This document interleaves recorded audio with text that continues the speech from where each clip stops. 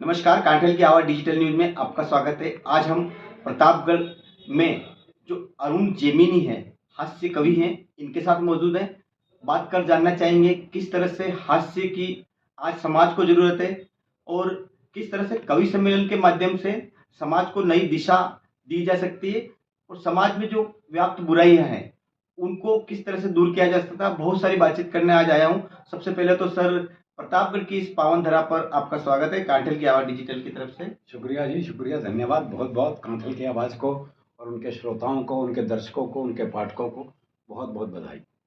तो सर, मैं जो मेरा साक्षात्कार का सिलसिला है वो शुरू करना चाहता हूँ।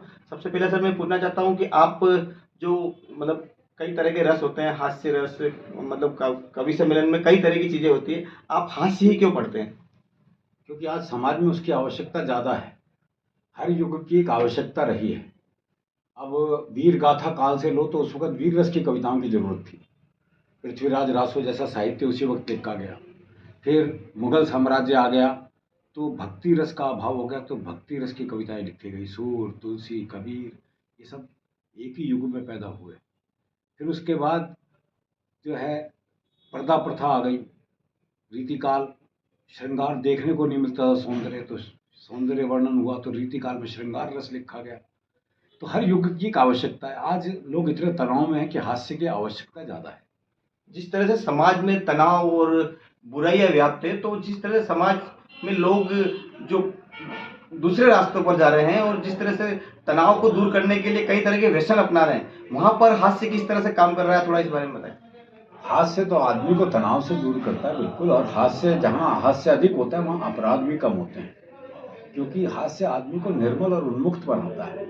तो आप जब अंदर से निर्मल हो जाएंगे तो फिर ना अपराध कर पाएंगे, ना सामाजिक बुराई कोई कर पाएंगे। तो इसलिए हास्य, अब तो डॉक्टर भी कह रहे थे कि स्वास्थ्य के लिए भी जरूरी है। अब डॉक्टरों ने तक कह दिया तो ये स्वास्थ्य के लिए भी जरूरी है और समाज के लिए भी जरूरी है।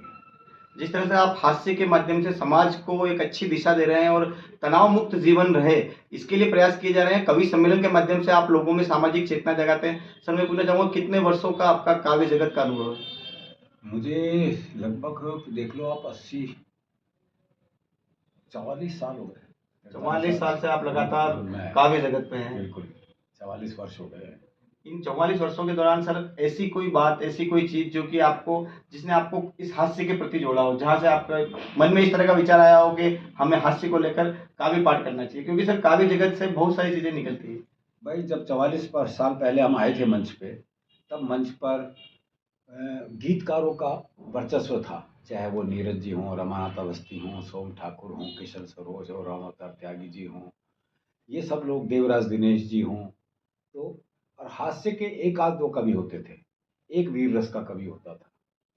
लेकिन अब पहले लोगों के पास समय था, सुनने का भी समय था, कविता के भाव पक्ष को सुनने का भी समय था, कविता के कला पक्ष को भी देखने का समय था।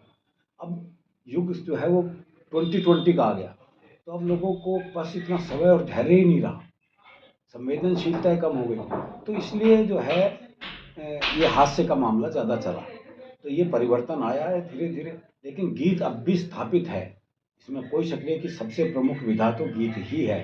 लेकिन अब गीत के मंच पे दो कवि होते हैं और हास्य के 7 कवि होते हैं, तो ये परिवर्तन तो आया है।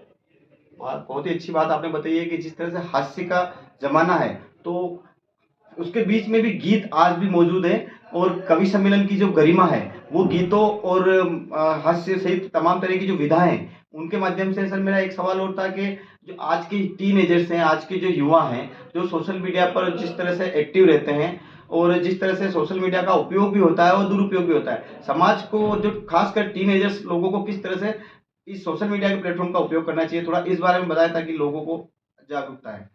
देखो, ये सोशल मीडिया की वही बात है कि नुकसान भी हैं और लाभ भी हैं। लेकिन सोशल मीडिया पे आंख बंद करके भरोसा नहीं करना चाहिए। उन तथ्यों को, जब आप कोई चीज आपके पास मैसेज आता है, उसे फॉरवर्ड कर देते हैं तुरंत, बिना उसकी जानकारी लिए। पहले आप उन तथ्यों को जानिए, क्या यथार्थ। पढ़ना बहुत जरूरी है, पढ़ाई तो खत्म ही हो गई, लोग पढ़ते तो है ही नहीं। व्हाट्सएप यूनिवर्सिटी चल रही है, तो वो जो ज्ञान आ रहा है वही आप आगे फॉरवर्ड कर देते हैं, वो बड़ी खतरनाक चीज़ है।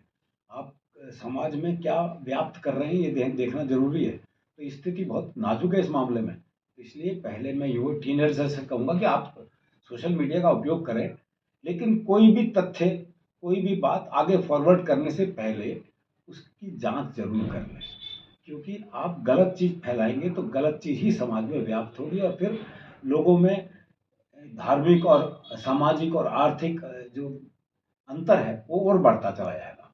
जिस तरह से आज आप प्रतापगढ़ पहुंचे, हमने साक्षात्कार की शुरुआत में आपका स्वागत किया है। हमारे दर्शकों के लिए कुछ ऐसी 2 लाइनें कहें जिससे उनको हास्य मिले, और जो हमारे प्रतापगढ़ के दर्शक हैं जो आज आपको यहाँ लाइव देखेंगे वो आप तक अब पहुंच सकेंगे, परंतु जो हमारे डिजिटल प्लेटफॉर्म के दर्शक हैं जो आज हमें इस मंच के माध्यम से आपको सुनना चाहेंगे, उनके लिए कुछ खास आप कहें। तो शुभकामनाएं दे सकता हूँ और हास्य की एक छोटी सी कविता आपको सुना देता हूँ। इंटरव्यू देने पहुंचा हरियाणा का एक युवा बेरोजगार। एक पोस्ट के लिए आए थे पूरे 80 उम्मीदवार। किसे रखना है यह बात तय थी, इसलिए चयनकर्ताओं के सवालों में न सुर, न ताल, न लय थी। एक चयनकर्ता ने हरियाणवी छोरे से पूछा, बोले बताओ ताजमहल कहाँ है।